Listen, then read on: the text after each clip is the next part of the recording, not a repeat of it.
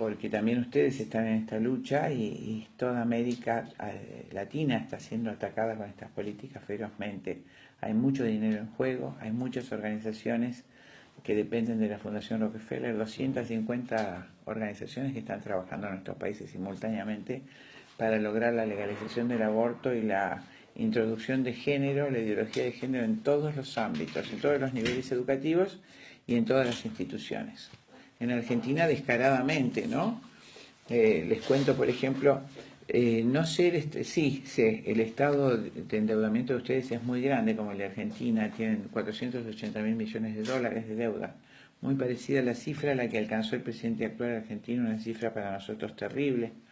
Piensen que México tiene 120 millones de habitantes, 125 millones. Más o menos, y nosotros tenemos 44 millones, en un territorio enorme. Entonces, estas políticas que nos están aplicando desde la guerra de Malvinas han devastado nuestro territorio, como diría castigo de guerra, ¿no? Se impuso todo esto y se endeudó el país. Ni bien aparecieron los primeros presidentes de esto que llamamos democracia, yo creo que la democracia debe ser mucho mejor que la que hay en nuestro país. Ese presidente Alfonsín estatizó una deuda privada, inició el fenómeno de deuda externa e impuso desde el origen todas estas políticas tendientes a legalizar género. Y recientemente el presidente actual, que aumentó enormemente la deuda, recibió a 2 funcionarias certificando lo que digo. El 2 de febrero a Margot Thomas, delegada del Banco Mundial, donde dice: en la Argentina hay 30 millones de pobres, hay que legalizar el aborto inmediatamente. ¿Qué tienen que ver los pobres? Descaradamente. Hay pobres y hay que matarlos, o sea, no, un mensaje totalmente directo. Y más abajo en el artículo decía, la mujer, si se legaliza el aborto, va a entrar más rápidamente al mercado laboral. La esclavitud de la mujer. Fíjense que esta francesa Segal, ¿te acuerdas el apellido de esta profesora francesa que expuso en el Congreso? Decía que la situación en Francia de la mujer desde la legalización del aborto es terrible, porque como está legalizado, si ella desea tener un hijo y pide permiso a su empresa para tener licencia, le dicen que no se tiene que ir porque está legalizado el aborto y la empresa no tiene por qué hacerse cargo de su maternidad. Y si pide alimentos al padre de la criatura, el padre biológico, judicialmente le contesta que no está obligado porque está legalizado el aborto y él no quería tenerlo. O sea, está totalmente desprotegida desde que apareció la ley del aborto en Francia. La realidad que nadie cuenta, ¿no? De esto. Esta mujer entonces habla directamente de eso y el 3 de marzo baja ¿quién? La directora del Fondo Monetario Internacional, en persona, Christine Lagarde, en persona, aparece saludando a nuestro presidente, Macri, y le dice así: no he venido a hacer convenios, he venido a fiscalizar el compromiso del gobierno con las políticas de género. Clarito como el agua. Macri le da la mano y le da la potestad, o sea, fíjense el desprecio de nuestro pueblo, de fiscalizar esta extranjera personalmente la realización de las políticas de género en todas las instituciones, en todas las escuelas, en todos los niveles educativos. Al otro día tuvo el primer préstamo de 15.000 millones de dólares. Así funcionan nuestros pueblos. Perdón, en total anunció 50.000 millones, claro, que los va desembolsando, acorde van controlando el cumplimiento de la agenda de género. Correcto, a medida que van controlando el cumplimiento de la agenda de género, por eso es desesperado. El presidente lo primero que dijo es llevar a debate, a pesar de que se había comprometido ante el pueblo argentino a defender la vida desde la concepción. Está grabado en todos lados, en las redes lo hemos difundido. Inmediatamente a la avenida de Lagarde dice: voy a llamar a este debate, si lo debe el pueblo argentino, el debate del aborto, no el debate en la población, que lo hubiera perdido totalmente, el debate en las cámaras, primero en diputados, después en senadores. En diputados fue el 14 de junio y él habla así descaradamente, hoy lo voy a pasar filmado en nuestra conferencia. Era necesario este debate y por supuesto comprometió a cada uno de los diputados, y más, el 14 de junio, que fue nuestro día de derrota en Malvinas, burlonamente se hizo ese debate en la Cámara de Diputados. Y por supuesto estaban ganando mayoritariamente los diputados a favor de la vida, en contra del aborto, 128 en contra del aborto y 125 a favor. ¿Qué hizo Macri? Con el avión presidencial mandó buscar 3 diputados de la provincia de La Pampa, provincia es estado para ustedes, que no querían votar, y a otro diputado del norte les obligó a votar a favor del aborto y así ganó la elección, coincidiendo con el día de nuestra derrota en Malvinas, de la batalla sangrienta de Monte London, donde tantos argentinos dejaron la vida defendiendo la soberanía. Perdón, eso porque la votación duró todo un día. Comenzó el debate el día 13 de junio. El debate, entre comillas, se llama debate cuando ya está todo resuelto. Los diputados se exponen uno a uno, como la Cámara Nacional tiene casi 300 diputados de todos los partidos. Pasaba esta cuestión que empezaba a tener mayoría el voto contra el aborto, el voto pro vida. Y durante la madrugada no sabemos bien qué pasó, la gente estaba afuera, un frío bárbaro, muchos estuvimos ahí. Mucho frío, pero mucho frío. Y por supuesto todos los partidos de izquierda y todos los del pañuelo verde presionando, había una valla divisoria, todos los abortistas de un lado y todos los pro vida del otro. Y en la madrugada el presidente fue a buscar a 4 diputados obligatoriamente que no iban a votar. Los mandó viajaron en el avión en la madrugada para votar, para ponerse. Una vergüenza descarada. El voto se emitió a las 8:30 de la mañana, más o menos. A las 9 comunicaron el resultado. Y bueno, fue una terrible. El 14 de junio, recordando la fecha de. O sea, fue a propósito de la votación ese día. Por supuesto, las feministas, que son intelectuales, son estudiantes universitarias, son ¡Iglesia! ¡Basura! ¡O sos la dictadura! Miles festejaban como locas. El pueblo argentino estaba en una consternación enorme. Por eso la reacción tan enorme del pueblo fue tan grande. Imagínense que cuando fue el debate en senadores, había 2 grados de temperatura, una lluvia helada, cierzo, prácticamente nevisca, 500.000 personas con sus familias en la puerta del Congreso. De todo el país. De todo el país. De Salta, de Mendoza, de Jujuy, de Tucumán. De todas las provincias, familias enteras esperando la votación hasta las 3 de la mañana, abajo del frío helado.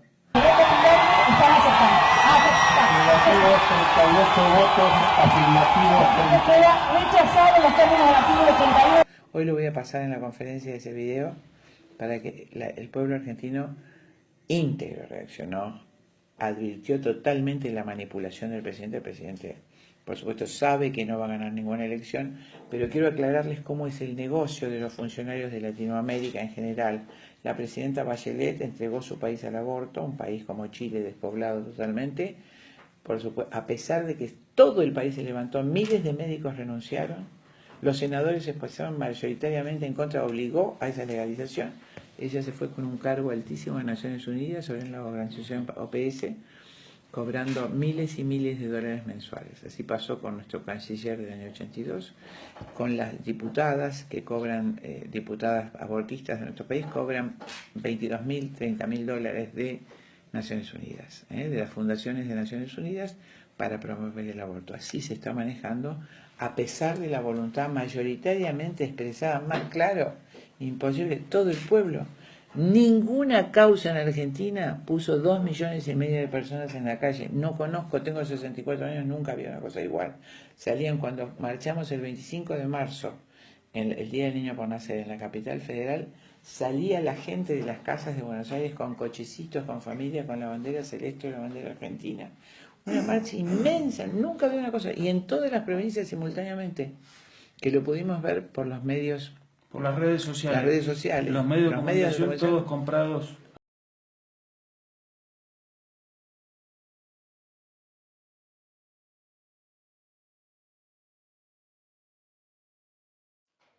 ¿Y qué hacer ante esta...? Perdón, no solo yo creo, sino que además algunos periodistas y actores que este año se manifestaron a favor de la familia, en contra del aborto, en contra de la ideología de género, al mes fueron echados de los canales de televisión. Una cosa insólita. Con lo que te pruebo la pregunta que me haces. El periodista Mariano Barrio, periodista de política de la Casa de Gobierno del diario La Nación, el más importante de la Argentina, le van a limitar las funciones ahora, lo corrieron de la Casa de Gobierno todavía no lo pudieron echar evidentemente por una cuestión legal, lo corrieron de sus funciones.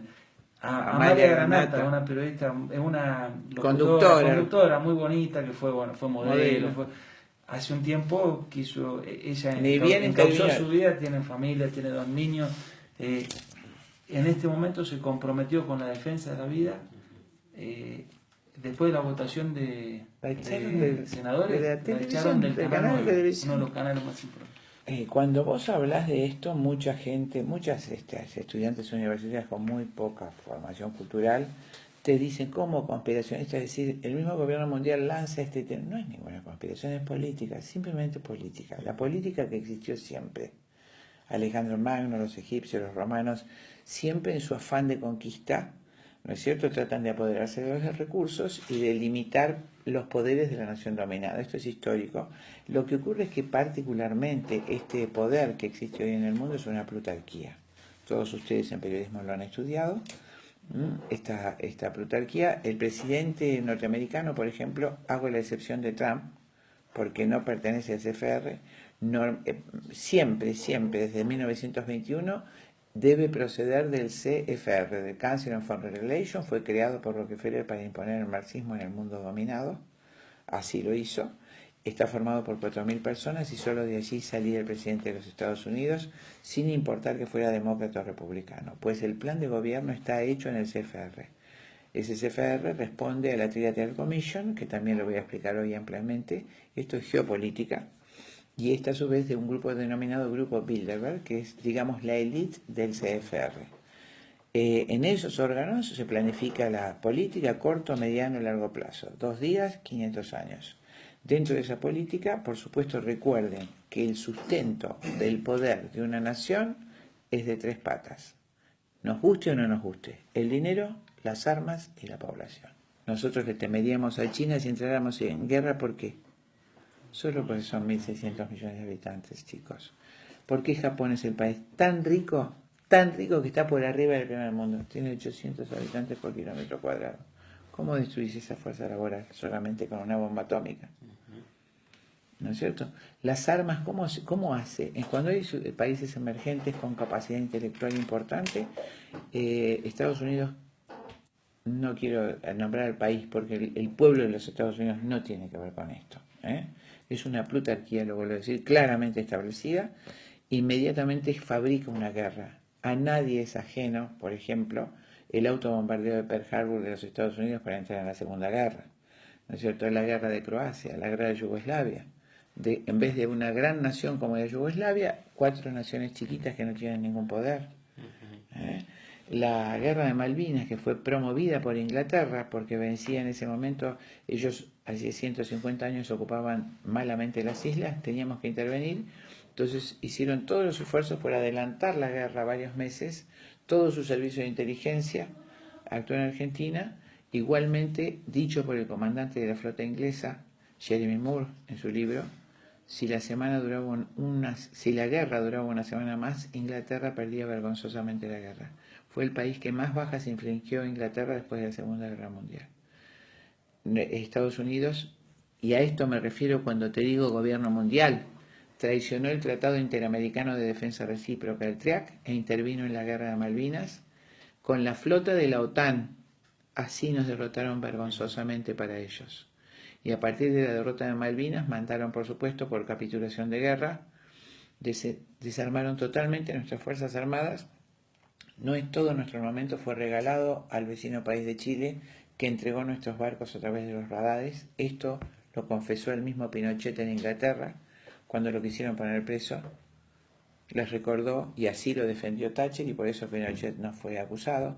El día que cayeron los radares chilenos, Argentina casi destruye la flota inglesa.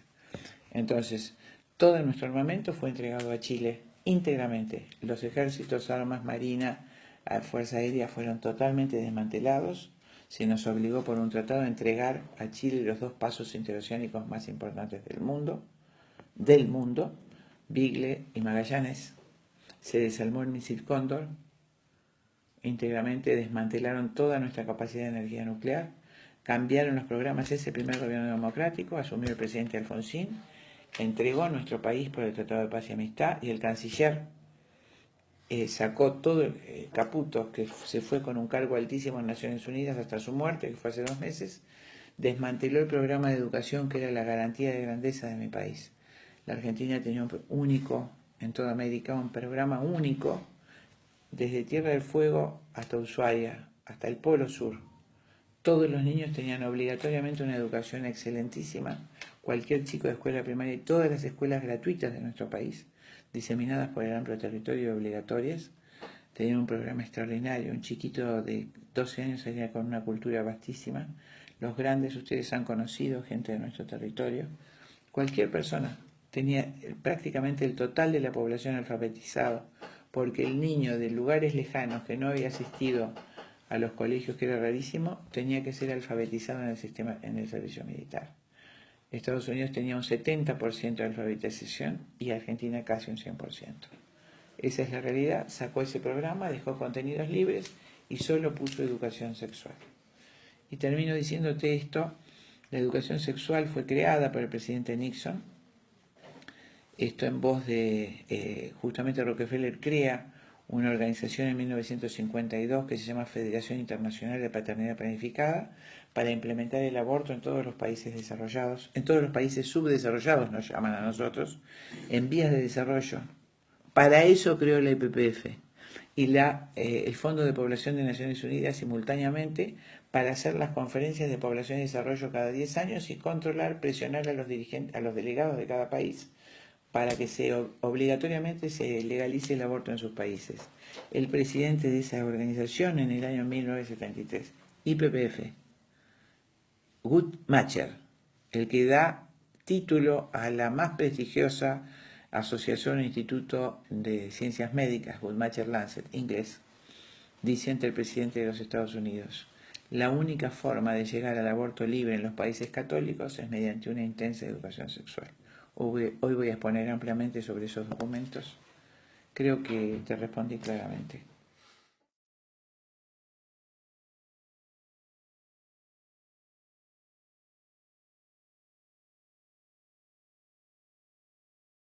¿Quién está financiando el aborto en toda Latinoamérica y tratándolo de implementar? Así es, muy concreto. En este instante Sí. preciso, Soros. George Soros está implementando, sobre todo financiando, las políticas de género. La Fundación Rockefeller, madre de 250 fundaciones, entre ellas la Fundación Huésped en Argentina, a ustedes pronto los visitará, son financiadas y financian a los habitantes de nuestros países para legalizar el aborto. Fundación Rockefeller, Fundación Ford, Fundación Huésped como hija de Fundación Ford y otras 250 fundaciones, que sería largo enumerarte. En Argentina, Casa Fusa.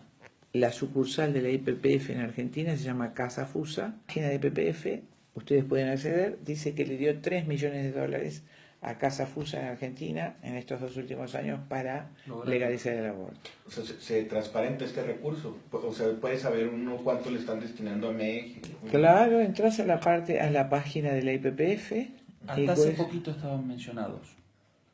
Después de la ley de la votación del aborto, como la gente salió con pancartas a la calle a decir Planet Parenthood, go home, como es vete a casa, insultos a IPPF, han retirado de la página. Retiraron los montos, los financiamientos que expresaba IPPF a otras organizaciones, como por ejemplo Católicas por el Derecho a Decidir, que era una de las instituciones que no son católicas, que aparecían en las manifestaciones abortivas. Exactamente. con los pañuelitos verdes. La otra, 900.000 había recibido Católicas por el Derecho a Decidir, Congreso de Médicos de Mujeres Latinoamericanas, Centro de Estudios Centro de Estudios de la Mujer, Centro de Estudios Latinoamericanos de la Mujer y otras, muchas otras.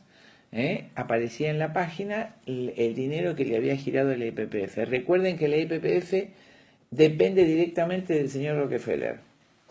Fue creada por el señor Rockefeller. ¿Qué se gana? El territorio, querido. Si vacías el territorio, accedes fácilmente a los recursos. ¿Quién se beneficia? El hemisferio norte.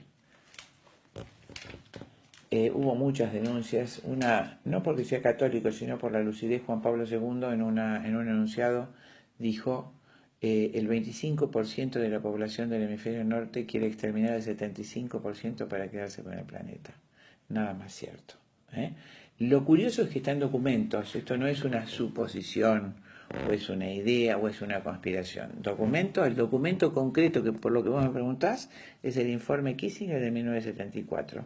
Y te contesto claramente con su título: Implicancias del crecimiento poblacional para la seguridad de los Estados Unidos y sus intereses de ultramar.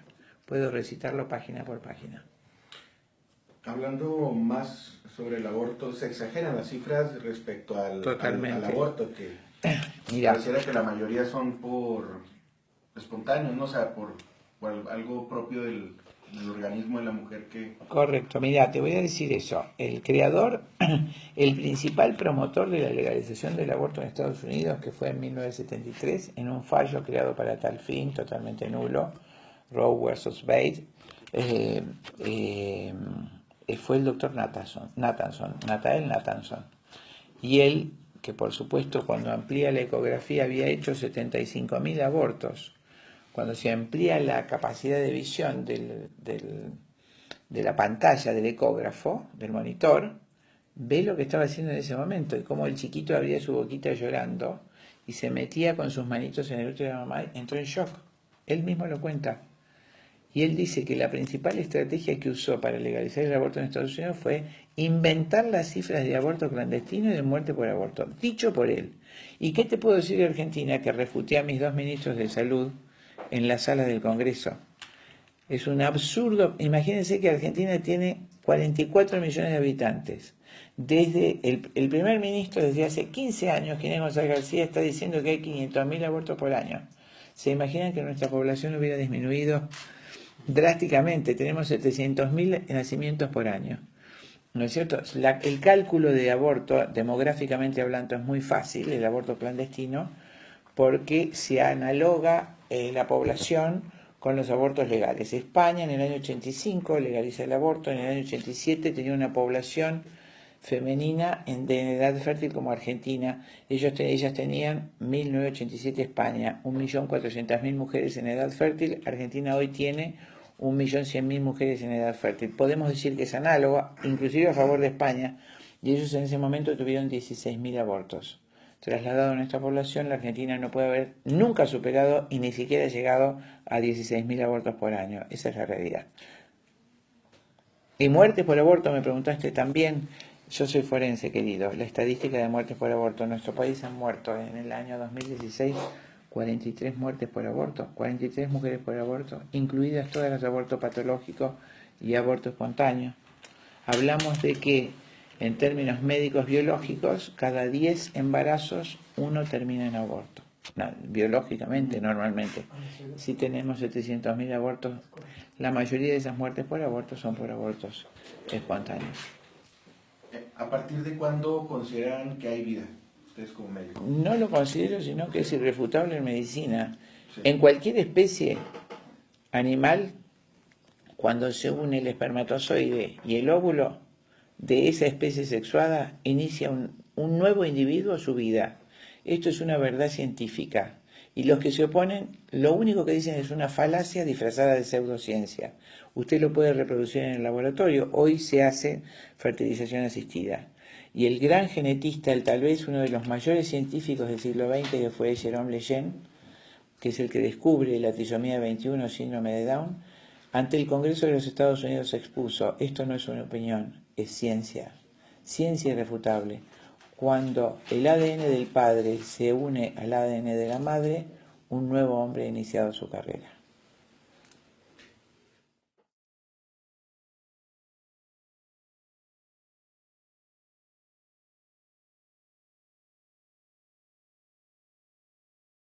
Sí, el aborto provocado, me preguntas. Sí. Siempre. Yo hace 40 años soy médica. Y como todos nosotros he recibido en el consultorio muchísimas mujeres que hace 40, 50 años han abortado. Pudieron sacarse su hijo de su cuerpo, pero no pudieron sacarlo de su cabeza. Y cada año de su vida, sobre todo en su soledad, después de la emigración de los otros hijos, si los tuvieron, o mucho peor si no tuvieron otros hijos, esa fecha recrudece cada año en su cabeza. Porque, querido, es el hijo de nuestras entrañas. Es carne de mi carne. Por supuesto que físicamente, contrariamente a la burrada del aborto seguro, no existe aborto seguro. ningún procedimiento que mata a un ser vivo es seguro para nadie. Eso es un disparate. Aún imagínate el soldado que está matando con armas, el arma puede fallar y matarlo a él, una granada explotarle en la mano.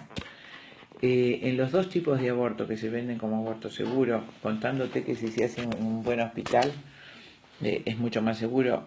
El aborto quirúrgico es una operación a ciegas, donde el médico está introduciendo, primero con una pinza desgarra al niño y lo saca a pedacitos hasta las 23 semanas, y luego con un bisturí que se llama cureta, filoso, sin ver el interior de la cavidad uterina, sin ver el interior de la cavidad uterina, mete ese instrumento y raspa esos restos, y si en ese raspado encuentra la arteria uterina, se produce una hemorragia cataclísmica a la que no tenés tiempo de subyugar, porque el médico tiene que salir, aumentar la anestesia, abrir por planos el abdomen, la piel, el tejido celular subcutáneo, los músculos y el útero. Cuando llega, la mujer ya se desangró. Esa es la primera causa de muerte del aborto quirúrgico provocado. Y el misoprostol no solo produce grandes hemorragias por las que ya han muerto muchas mujeres en nuestro país y en el tuyo, sino que, curiosamente, en la vagina de las mujeres hay una flora bacteriana. ¿Recuerdas? Creo que ustedes lo han estudiado. En todo nuestro organismo hay bacterias o microbios que cumplen una función benéfica, como las bacterias intestinales. Así es en la vagina de la mujer. Existe en el 18% de las mujeres normales un germen que se denomina Bacillus Clostridium sordelli. Lo descubrió un argentino, Alfredo Sordelli, en 1922. El Clostridium, como el tétanos o como el botulismo, es un germen que solo se desarrolla cuando no hay oxígeno. Entonces, cuando vos utilizás misoprostol, sobre todo intravaginal, se produce una gran contracción de las arterias. Eso se llama en medicina vasoconstricción. Falta de oxígeno. Por eso muere el niño asfixiado, por falta de oxígeno.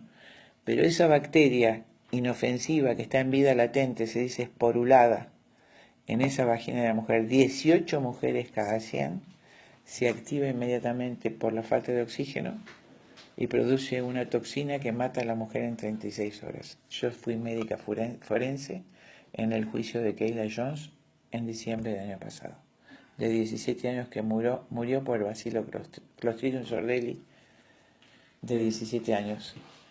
Y este argumento de los abortistas de que no sufre queda totalmente en tierra, porque el presidente de los Estados Unidos ha obligado a los estados que tienen ya legalizado el aborto, obliga a los médicos a poner grandes dosis de anestesia a la madre para que el niño no sufra. Imagínate en nuestros países. Por eso yo digo que la muerte, el aborto quirúrgico es la muerte bajo tortura del más inocente de los seres, en cualquier caso que se haga.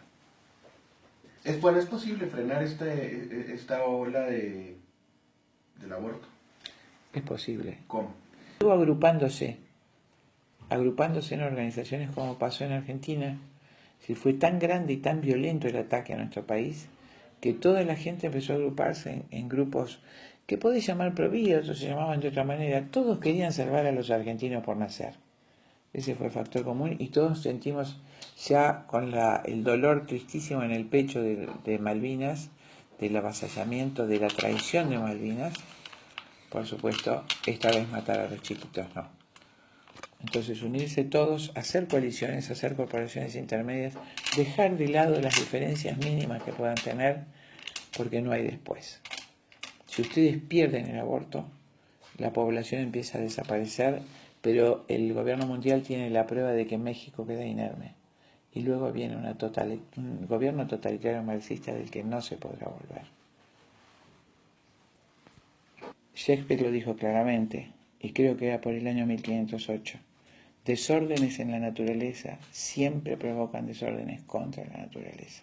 Dios perdona siempre, los hombres a veces, la naturaleza nunca.